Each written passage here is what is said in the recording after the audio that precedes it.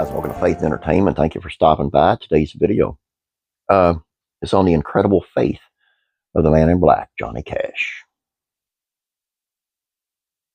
On January 13th, 1968, Johnny Cash, considered by many one of the 20th century's most influential musicians, performed 2 shows inside California's Folsom Prison.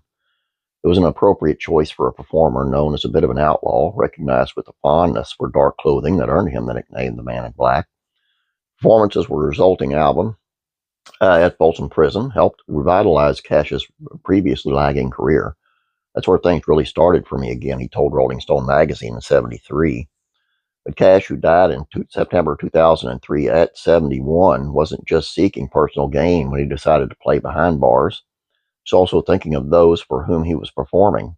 Raised in Dyess, Arkansas, Johnny Cash became a Christian when he was only 12.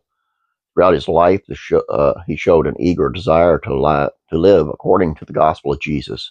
Despite his Baptist Pentecostal upbringing, he was never terribly concerned about denominations. He also trusted wholeheartedly in the Word of God. Telling others is a part of our faith, all right, Cash said. The gospel of Christ must always be an open door with a welcome sign for all. But stardom, the peaks of fame, and the demands of his profession presented him with countless temptations and struggles.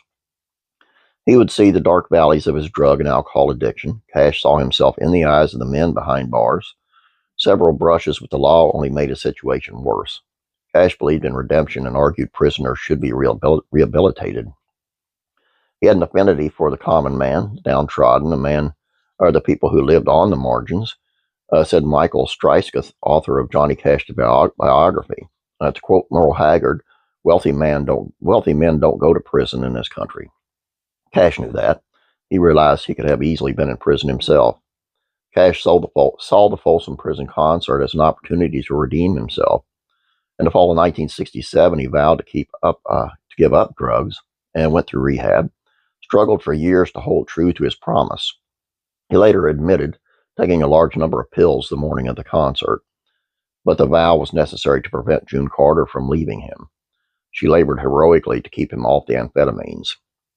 Cash agreed to perform 2 shows at Folsom and was particular about the songs in the set list. On the eve of the concert, he met with his friend, Reverend Floyd Gressett, who ministered for state prisoners. Gressett gave Cash a tape of Greystone Chapel, a song written and recorded by Folsom prisoner Glenn Shirley. After listening to the song, Cash agreed to perform the song the next day.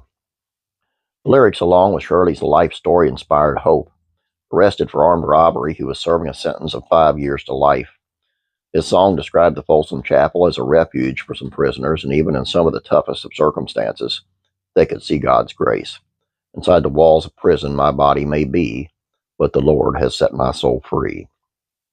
Cash was so captivated by Shirley's story and songwriting skills that he later made requests of public officials to grant him parole.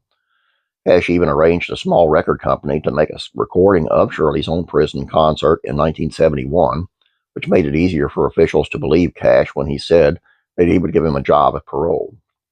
After Shirley's release, he stayed true to his promise and invited him on his tour, but Shirley was erratic during the tour, even threatening a key member of Cash's band. When Cash learned of this, he fired Shirley, who returned to California and fell back into drug abuse. On May the 11th of '78, he committed suicide. The news really took a toll on Cash. Some faulted him for poor judgment, and rumors spread that he didn't even write Greystone Chapel. Cash took a chance on Shirley when many people wouldn't have. Cash knew grace and forgiveness were God's commands and didn't take them lightly. He was able to look at his own life, recognizing that he was a sinner and a recipient of grace and mercy from God. So taking a chance on Shirley was not just an act of kindness, but a powerful reflection of his faith. Another huge influence on Cash was evangelist Billy Graham, who sought out Cash in the early '70s when he heard of his commitment to God. Cash quickly became a welcome figure at Billy Graham crusades. He and I spent a lot of time talking issues over, and we determined that I wasn't called to be an evangelist. Cash recalled of his first face-to-face conversation with Graham. It advised me to keep singing Folsom Prison Blues and A Boy Named Sue and all those other outlaw songs if that's what people wanted to hear. And then when it came time to do a gospel song, give it everything I had, put my heart and soul into all the music. Cash may have battled his demons and his sins magnified by the media, but one thing few could deny was his faith.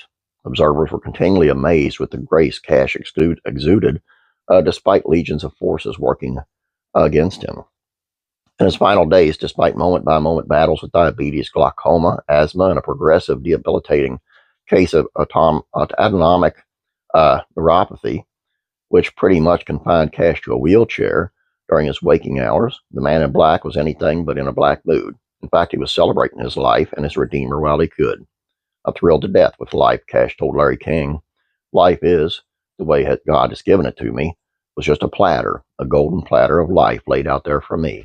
It's been beautiful. Johnny Cash was a master of a lot of stuff. Music, songwriting, of course. He was a really good actor. And none of it all paled to his faith. And he really went through a rough patch with the drugs and the alcohol and stuff. But and I read that he held true to his beliefs in God and stuff. And a lot of people will kind of cast doubt on that. But I'm here to tell you, I was an alcoholic for a long time. I still am recovering.